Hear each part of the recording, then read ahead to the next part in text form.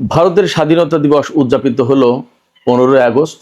প্রধানমন্ত্রী নরেন্দ্র মোদী যে বক্তব্য দিয়েছেন তার ভিতরে সবচেয়ে গুরুত্বপূর্ণ একটি বিষয় ফুটে উঠেছে আল জাজিরার প্রতিবেদনে। তাতে বলা হয়েছে ভারতের নকশালদের, মাওবাদী নকশালদের অস্তিত্ব প্রায় শেষ, কিন্তু নকশালদের যে বুদ্ধিজীবী আছে তাদের পেছনে লাগতে হবে, তাদেরকে ধরতে হবে, এখন তাদেরকে নির্মূল করতে হবে। ভারতের স্বাধীনতা দিবসে প্রধানমন্ত্রী নরেন্দ্র মোদীর এই বক্তব্য থেকে বেসিক্যালি কি বার্তা আসছে? এদিকে পাকিস্তান চীনের কাছ থেকে J-35 যুদ্ধ বিমান কিনতে যাচ্ছে এমন খবর বেরিয়েছে। এরই মধ্যে নাকি পাকিস্তানের পাইলটরা চীনে এই বিমানের ব্যাপারে প্রশিক্ষণ নিচ্ছে। J-35 স্টেলথ বিমান কিনলে পাকিস্তানের সামরিক শক্তি আসলে কিভাবে পাল্টে যাবে এবং দক্ষিণ এশিয়ায় এর কি প্রভাব পড়বে, সেটা কিন্তু একটা বড় প্রশ্ন।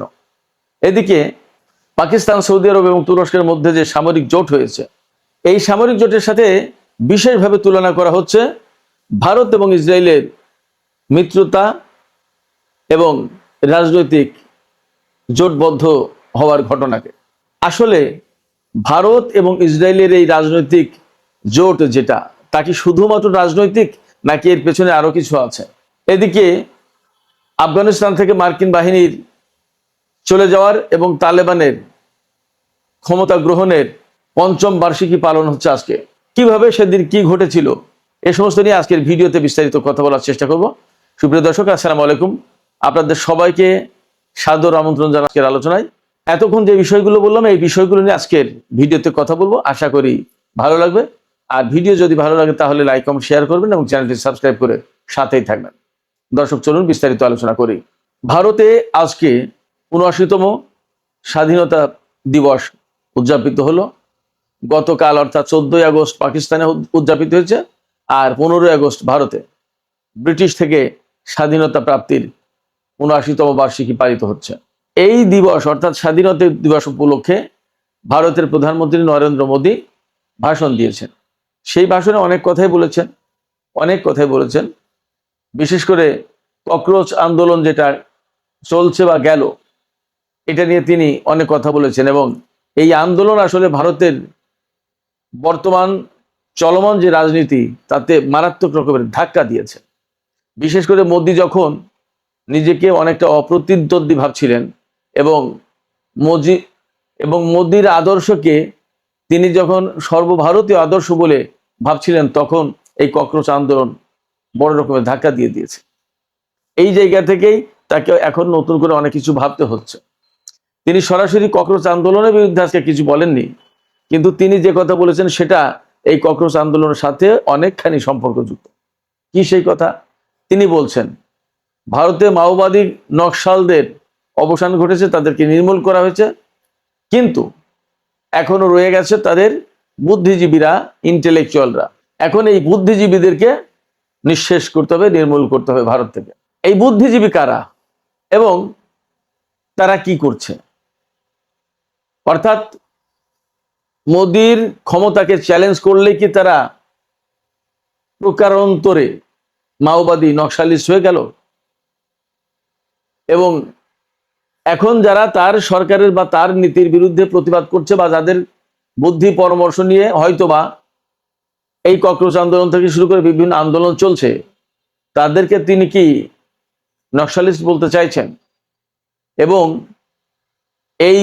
এই বুদ্ধিজীবী নকশালিস্টদের যদি তিনি উৎখাত করতে চান, তাহলে সমাজে তার প্রতিক্রিয়া কি হবে, সেটাও তো একটা বিষয়। ভারতের মতো একটা দেশ 1960-এর দশকে যেখানে নকশাল আন্দোলন শুরু হয়েছিল বা তারও আগে, কেন এই নকশালিস্ট আন্দোলন হলো? এবং ভারতে উদার গণতান্ত্রিক ব্যবস্থা থাকার পরেও প্রকৃতপক্ষে ভারতে যে বর্ণ প্রথা, জাতপাতের যে ব্যবস্থা এবং উচ্চ বর্ণ নিম্ন বর্ণের যে ভীষণ ভীষণ পার্থক্য, বৈষম্য, এই জায়গা থেকেই কিন্তু ভারত মাওবাদীদের একটা উর্বর ক্ষেত্রে পরিণত হয়েছিল। ভারতের সরকারগুলো সবাই মাওবাদীদের দমনের চেষ্টা করেছে, উৎখাতের চেষ্টা করেছে, নিঃশেষ করার চেষ্টা করেছে, কিন্তু কেন তারা এই মাওবাদী তৎপরতা, কমিউনিস্ট তৎপরতা শুরু করেছিল, এই জিনিসটা বোঝার চেষ্টা করেছে কিনা সন্দেহ আছে। এখন নরেন্দ্র মোদী যখন নিজেকে অপ্রতিদ্বন্দ্বী ভাবছিলেন, তার আদর্শই সর্বভারতীয় আদর্শ বলে যখন প্রচার করা হচ্ছিল বা বা ধারণা দেওয়ার চেষ্টা করা হচ্ছিল, তখন নতুন করে এই ককরোচ আন্দোলন শুরু হয়েছে এবং মোদির ক্ষমতাকে চ্যালেঞ্জ করেছে। শুধু তাই না, এইবারই প্রথম কেন্দ্রীয় শিক্ষামন্ত্রী পদত্যাগ করেছেন আন্দোলনের প্রেক্ষাপটে, আন্দোলনের মুখে। সরকার পিছু হটতে বাধ্য হয়েছে, নত হতে বাধ্য হয়েছে। এই জায়গা থেকে হয়তো তিনি এক ঢিলে কয়েকটি পাখি মারার চেষ্টা করছেন। হয়তো এই ককরোচ আন্দোলনের পেছনে যে সমস্ত বুদ্ধিজীবী ছিল তাদেরকেও তিনি হয়তো মাওবাদী বলে নির্মূলের চেষ্টা করবেন। অর্থাৎ তার মতের এবং পথের বাইরে গেলে হয়তো তাদেরকে মাওবাদী আখ্যা দেওয়া হতে পারে।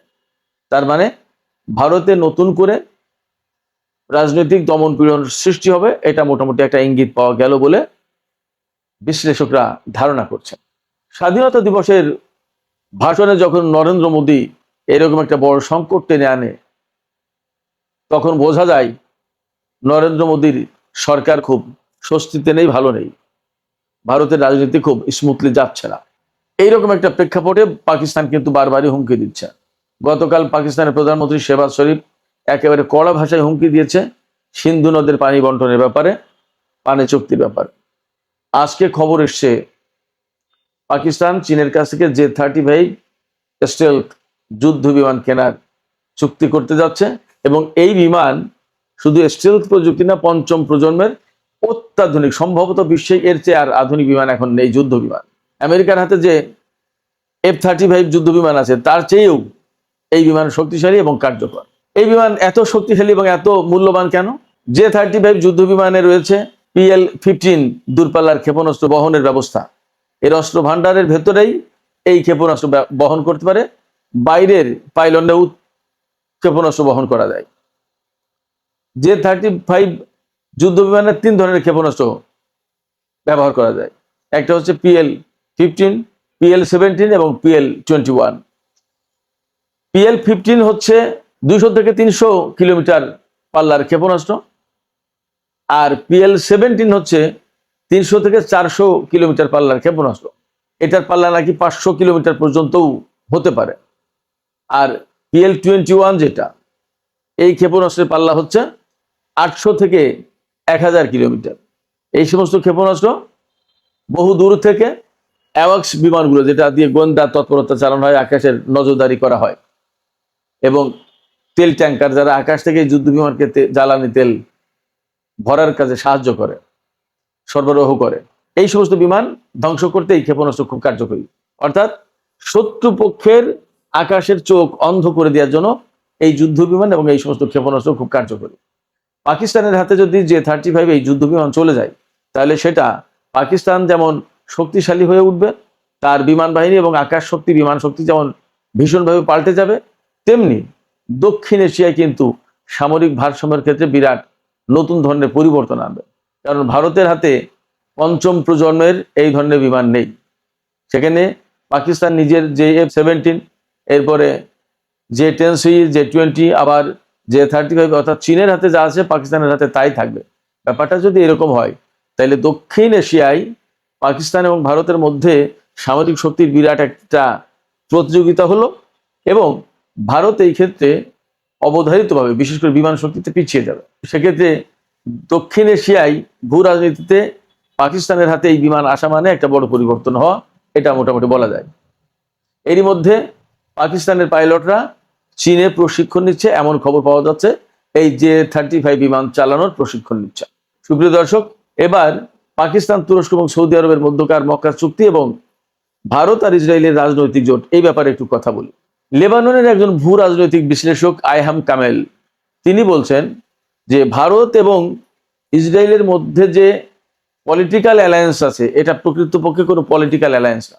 এটা কার্যত এবং বাস্তবে এটা সামরিক অ্যালায়েন্স, সামরিক জোট এবং গোয়েন্দা জোট, সামরিক এবং গোয়েন্দা দুই রকমেরই মিত্রতা ইসরায়েল এবং ভারতের মধ্যে। আমার কাছে মনে হচ্ছে পাকিস্তান, তুরস্ক এবং সৌদি আরব যে ত্রিদেশীয় চুক্তি করলো, এখানে পাকিস্তানের ইন্টারেস্ট অনেক বেশি ছিল।